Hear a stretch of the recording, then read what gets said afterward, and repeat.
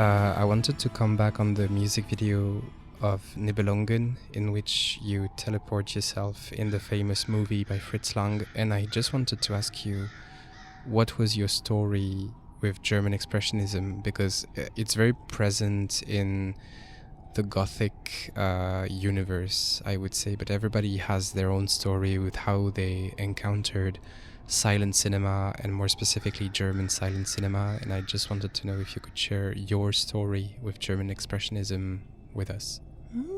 I was teleported into Fritz Lang's Die Nibelungen, wasn't I? Teleportation and German expressionism goes well together, doesn't it? When I think of Gothic aesthetics, my mind goes, of course, to Friedrich Murnau's Nosferatu. The first time I watched this film, it was like peeking through a keyhole into the bleak past that was so surreal, out of the ordinary. Everything was so vivid, and not just because of the overacting. You could smell the fear and death in every shot. It's heartbreaking to learn that lots of his prior films were lost. I sometimes think of that with what we are all doing now, like we've always done, creating to outlive death. And yet what happens when all digital data is wiped and physical records, films, books and paintings decay or are destroyed? Nothing really. It will be too late for regrets. And who cares? Vampires live forever. Well, I've always loved Fritz Lang films too. Die Nibelungen is a Herculean work of art. Vi put a lot into that music video, but you can see how excruciatingly demanding the original production must have been. You get that feeling of pushing the limits with films like Apocalypse Now or Werner Herzog's Sadistic Adventures. I think Werner's films hit closer to heart, especially with Nosferatu and the LSD soundtrack.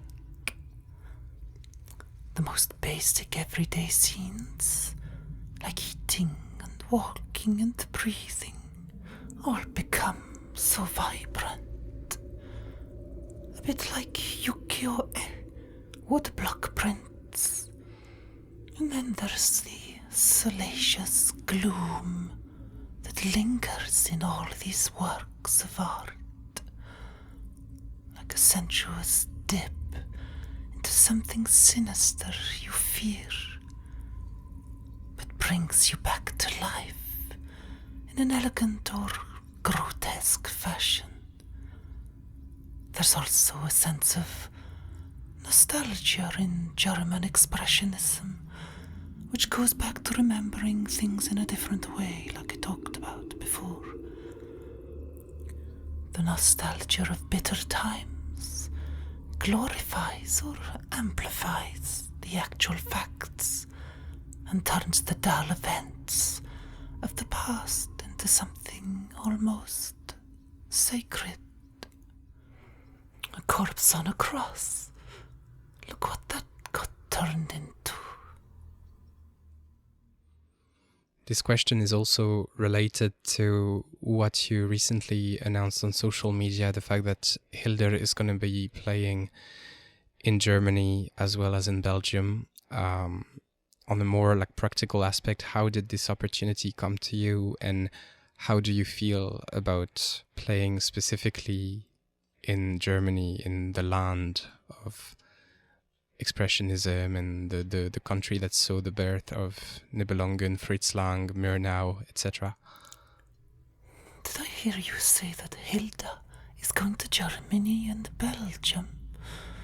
Damn, I didn't see that coming in the Hyldr Chronicles. But I see you're actually talking about the Hyldr tour. Yes, that's going to be quite special to play there. I wonder how Germans are as musical enthusiasts. I recently heard at the Hellfest people say how lame the French were as audience members. I'm not quite sure what they meant by that. Do they mean that the French keep their emotions bottled up, like in an ivory tower, and don't express any enjoyment when watching a band play? Or is it a sense of embarrassment that the French often like to say that the English usually embody? Or is music just boring? I expect some of us think that they've seen it all before, and there's nothing exciting enough to lose control of your own body and tap your foot or nod your head in approval, or dive off stage. Perhaps Hyldr isn't that the type of band? Or maybe we have to be like Hawkwind and hand out narcotics before every show. For the Germany shows, it would have been a thrill to finish the tour by playing at Wagner's Bayreuth Festspielhaus. But we can do that later in life, can't we? For now, we were lucky enough to be invited to play with the band Sanity Obscure, who pretty much orchestrated the whole thing. Now all we have to do is find the right hearse to drive and graveyards to sleep in.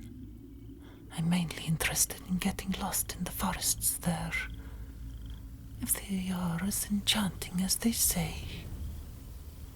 Also talking about the recent announcements of the band, you said that you would be releasing your live show at the Haeresis Metal Fest. And I just wanted to have your point of view on how you lived this experience, how it felt to you to play in that kind of setting, which is also very particular for a band that has a strong concept and stuff that must feel a certain way. And I was just wondering how you felt about that festival and that specific live show. The Haeresis Fest was an interesting experience. Everyone was so sweet and welcoming, and the audience was amazing. But there is no denying that we were playing in a church, however deconsecrated it may have been. There were still crosses and plenty of Christian baubles everywhere, and we had to prepare for the show under a massive sculpture of Christ behind the stage, which was weird. Climbing up onto the cross brought me much criticism and hatred after the show, which I fully understand when people are fully devoted to something that gives them purpose. Watching someone disrespect your beliefs must be challenging, but if you believe so hard in the wonderful life beyond, in God's home of bliss, then why worry about the profane and what the fuck they think?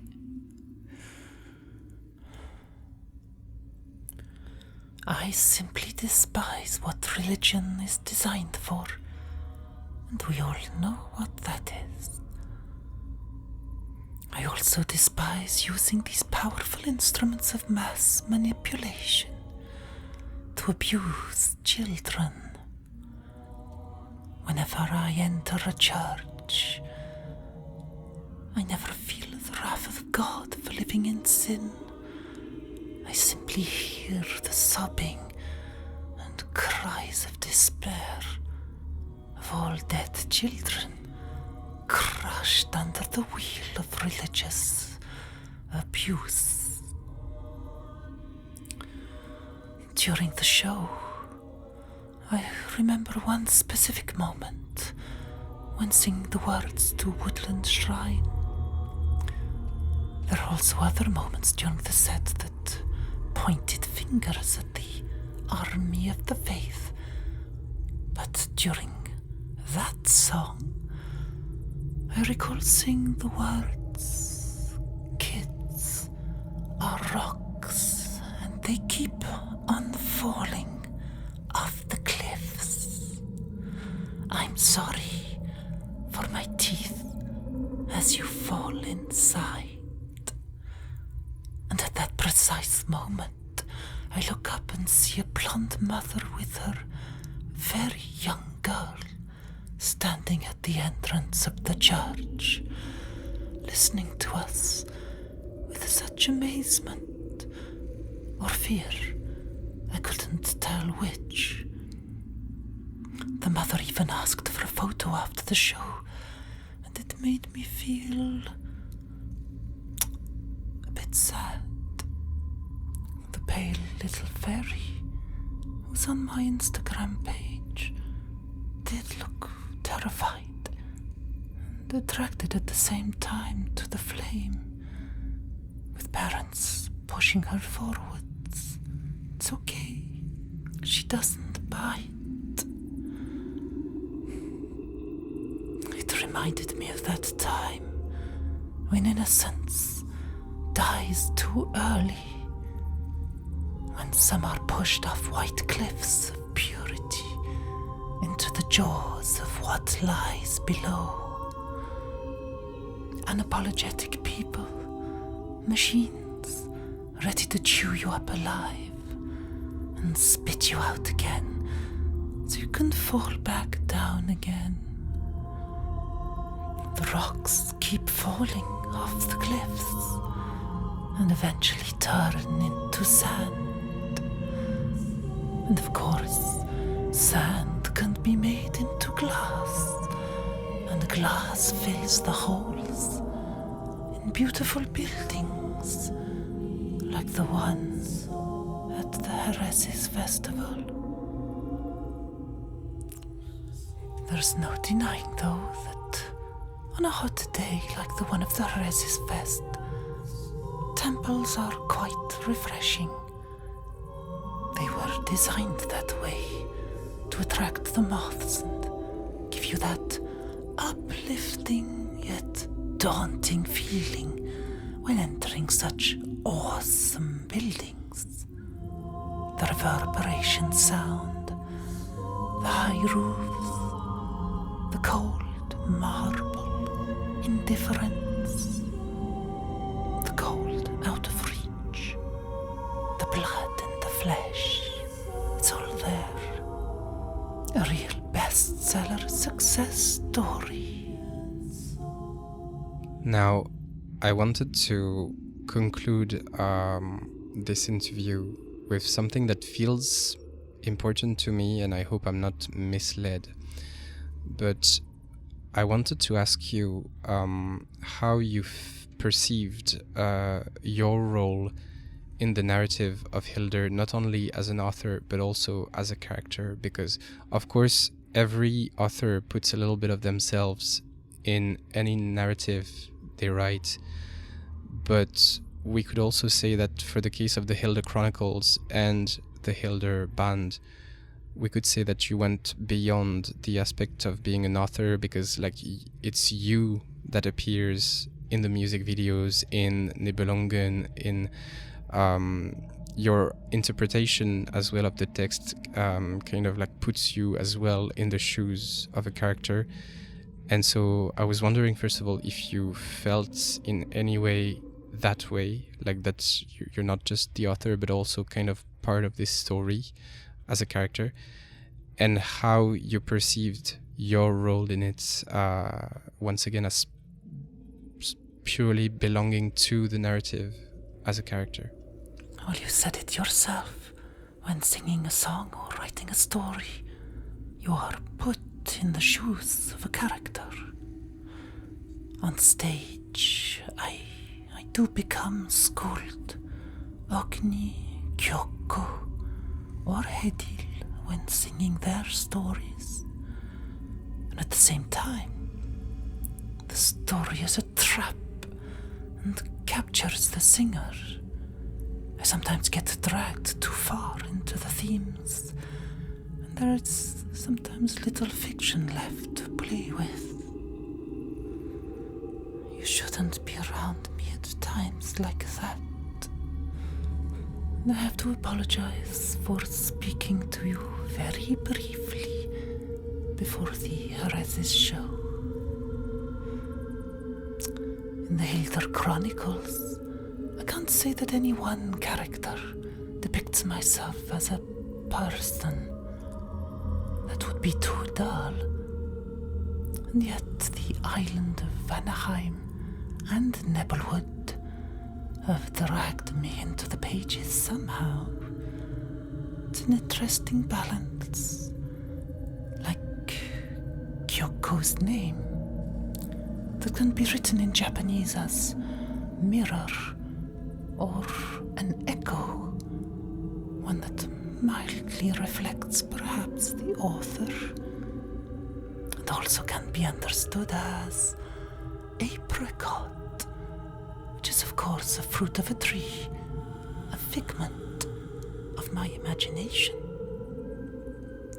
And Kyoko is also sometimes written with the meaning of today, or respectful, which may refer to something else entirely, like a distorted portrayal of today's society.